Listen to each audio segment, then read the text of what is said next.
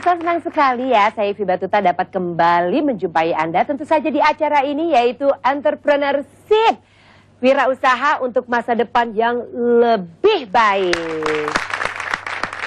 Nah, pemirsa, Anda mungkin sering mendengar ya, keluarga, teman, atau mungkin Anda sendiri gitu yang aduh pengen banget nih wirausaha atau berusaha bikin bisnis sendiri, tapi nggak tahu nih idenya apa ya.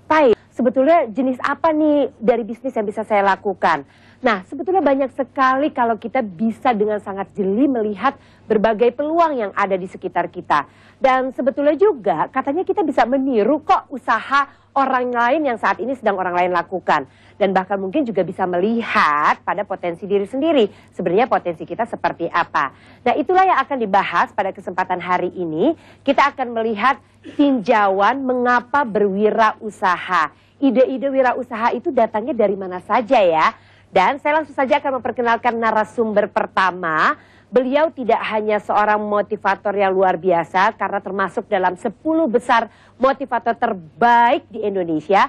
Tapi ternyata beliau juga adalah seorang entrepreneur. Kita sambut bersama, ini dia Christian Adrianto. Halo Mbak Ivi. Ketemu lagi, apa kabarnya? Wah, selalu luar biasa hebat. Yes. Silakan. Oke. Oke, baiklah. Kita akan ngobrol seputar tinjauan mengapa berwirausaha, ya. Jadi kalau misalnya kita memang berwirausaha itu kan kadang-kadang ya itu dia mau bikin usaha sendiri tapi idenya apa ya gitu. Kebingungan sama menentukan idenya ya. Tadi saya sudah katakan sebetulnya kita harus jeli melihat apa yang ada di sekitar kita. Betul. Dan juga ke potensi diri sendiri. Bagaimana komentar Anda? Nah, sederhana sekali, kita mulai dari mindset begini. Kalau orang mengatakan peluang itu tidak ada, ide bisnis itu sulit. Sebetulnya apapun yang kita lihat hari ini itu semua menghasilkan uang. Mulai dari ujung rambut sampai ujung kaki menghasilkan uang. Contoh, rambut. Ada yang menghasilkan uang dari rambut? Ada tukang potong rambut, sampo, dan lain-lain. Termasuk bukan hanya di tubuh kita, termasuk yang kita lihat hari ini. Ada TV, ada meja, semuanya pernah menghasilkan uang bagi orang lain. Yang kita perlukan adalah kita menentukan salah satunya, kita mau jadi seperti apa di bisnis kita. Iya, iya. Yes. Nah, menentukan ini apakah harus berkaitan dengan apa yang kita suka? Nah, sebetulnya ada beberapa patokan untuk menentukan bidang bisnis kita. Banyak sekali. Salah satunya adalah sebelum kita milih, tentunya senang harus gitu ya, sesuai dengan hobi kalau bisa, sesuai dengan panggilan jiwa kalau bisa. Tapi satu yang kita perlu pertimbangkan yang pertama sebelum kita memulai bisnis, ya, ada nggak peluang untuk kayanya? Tunggu tuh, langsung hashtag kemudian hening gitu ya. Ini berpeluang jadi kaya nggak? Oke, oh harus itu tuh pertanyaannya juga. Kalau tidak begini, kita mendaki gunung yang salah. Mohon maaf Bapak Ibu, tidak semua bisnis sama baik menghasilkannya. Ada bisnis-bisnis yang memang top banget menghasilkan uang begitu banyak. Kalau zaman-zaman dulu, orang yang bergerak di bidang pertambangan, yang bergerak di bidang properti, dan lain-lain, itu nomor satu, orang-orang terkaya di dunia rata-rata. Tapi sekarang sudah mulai bergeser. Salah satu orang terkaya di dunia, Bill Gates, ternyata bergerak di bidang software. Hari ini developer juga sangat bagus, properti juga sangat bagus. Orang yang punya usaha di bidang-bidang lain, hari ini banyak yang terjun ke properti. Nah, jadi kita perlu yang pertama cek dulu peluang jadi kayanya besar atau tidak. Kita cek. Yang pertama pasti marginnya besar dong. Salah satunya marginnya besar. Terus ciri-ciri yang kedua marginnya tipis, tapi marketnya besar. Ciri-ciri yang ketiga, tingkat repeat ordernya tinggi. Betul. Ya, jadi misalkan warung makan itu kan makan sekali kan nggak cukup, besok makan lagi, besok makan lagi. Nah, jadi kita pertimbangkan itu. Tapi yang terbaik bagaimana? Yang terbaik semuanya, marginnya besar, tingkat repeat ordernya tinggi, marketnya luas. Wah, itu yang paling terbaik. Paling terbaik ya. Jadi sebetulnya ini yang harus bisa menjawab pertanyaan kita ya, ketika kita memulai usaha itu tadi ya. Oke, nah kemudian tadi senang itu pasti ya harus. Kan? Cuman kan kadang-kadang kita berfokus dengan apa yang sangat kita senangi gitu. Padahal sebetulnya sangat kita senangi itu sulit. Mungkin nggak kita melakukan sesuatu yang tidak kita senangi? Sebetulnya bisnisnya. Kalau kita berbisnis yang tidak kita senangi, selama itu menghasilkan uang, it's okay. Tapi setelah segera mungkin kita buat bisnis kita jalan. Sementara kita jalan-jalan. Maksudnya? Hari ini banyak loh pengusaha-pengusaha hebat, dia nggak pegang langsung bisnisnya, semua ada karyawannya, ada direkturnya yang pegang. Nah, sesegera padahal sebetulnya saat kita senangi itu sulit. Mungkin nggak kita melakukan sesuatu yang tidak kita senangi. Sebetulnya bisnisnya. Kalau kita berbisnis yang tidak kita senangi, selama itu menghasilkan uang, it's okay. Tapi setelah sesegera mungkin kita buat bisnis kita jalan, sementara kita jalan-jalan. Maksudnya? Hari ini banyak loh pengusaha-pengusaha hebat, dia nggak pegang langsung bisnisnya, semua ada karyawannya, ada direkturnya yang pegang.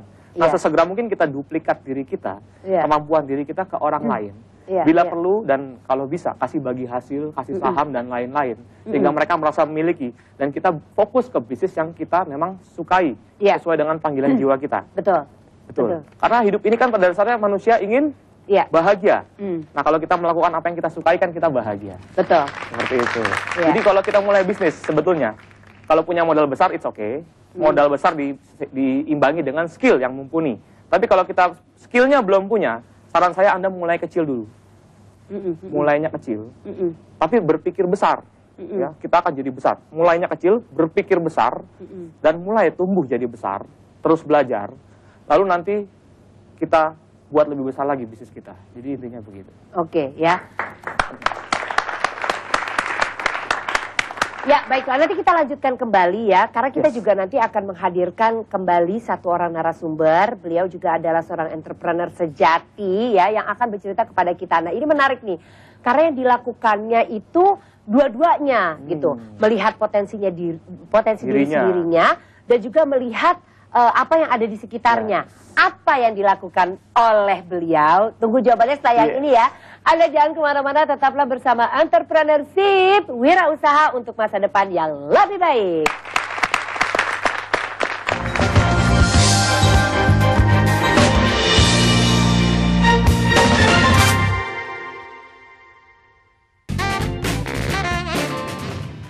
Kompas TV, Inspirasi Indonesia.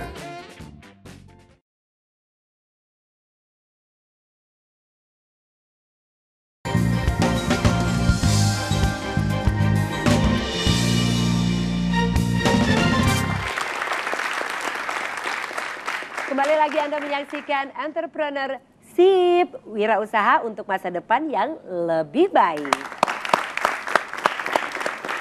Baiklah, saya akan langsung saja menghadirkan narasumber yang kedua. Profilnya seperti apa? Kita simak bersama tayangan yang berikut ini.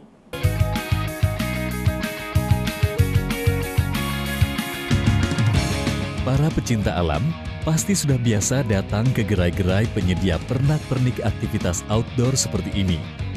Namun, pernahkah Anda datang ke sebuah gerai serupa yang di dalamnya juga menyediakan jasa paket adventure? Kalau belum, boleh mencoba datang ke Akar Rumput di Bilangan Jagakarsa, Jakarta Selatan. Akar Rumput berdiri sejak 2 tahun lalu, hasil inisiatif dari para anak muda pecinta alam yang rupanya juga tertarik untuk menjadi wirausahawan. Di awalnya kita dari hobi kita, dari hobi teman-teman kita semua berlima. Lah dari situ baru kita tercetus untuk bikin sebuah perusahaan yang mana dari pekerjaan ini dan hobi kita pun tersalurkan. Usaha penyedia peralatan adventure boleh dibilang dikuasai oleh merek-merek tertentu yang sudah lebih dahulu menguasai pasar. Menyadari hal tersebut, Akar Rumput mencoba menarik perhatian dengan menyediakan peralatan dari beberapa brand ternama dengan harapan para konsumen bisa mendapat banyak alternatif pilihan barang ketika berkunjung ke gerai mereka. Alhasil, dari mulai tenda, backpack, jaket, kaos hingga sepatu dari berbagai merek bisa ditemui di sini. Demi mengantisipasi persaingan dengan toko-toko serupa yang mulai banyak bermunculan, Akar Rumput mencoba mengembangkan usahanya, tak jauh-jauh dari minat dan hal yang sangat mereka kuasai. Selain peralatan-peralatan outdoor, ada terutama untuk travel and tour, kita ada paket-paket paket tour, yaitu mungkin kayak contoh ini, kayak Amanda Ratu, terus Tik Strawberry di Ciwidey, sama mungkin teman-teman tahu untuk yang Pulau Tidung, kan banyak dulu Pulau Tidung. Terus banyak lagi mas, kayak pendakian Gunung Gede, Semeru.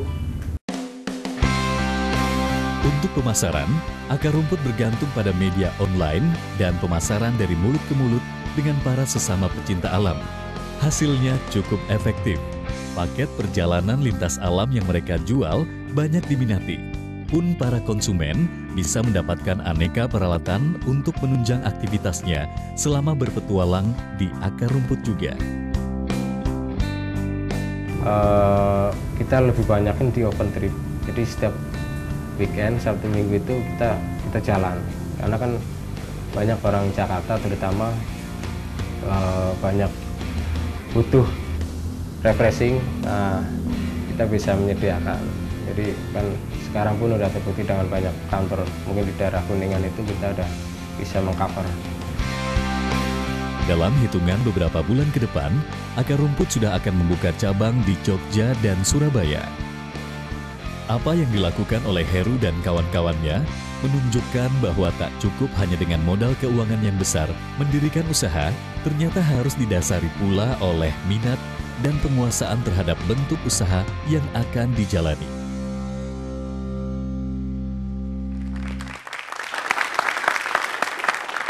Baiklah pemirsa, langsung saja kita sambut bersama. Inilah Heru Maretno, seorang pengusaha barang dan jasa adventure. Halo, ya. Halo, Heru. Silakan. Hai Mas Heru. Baik. Waduh, tadi kalau lihat dari tayangannya katanya ikut ke, maksudnya kalau misalnya ada wisata-wisata yang berbau-bau adventure ke gunung, ikut juga gitu, naik gunung juga. Iya.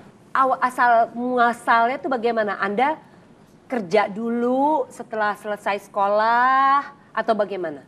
Iya, awalnya setelah lulus kuliah kita ke Jakarta.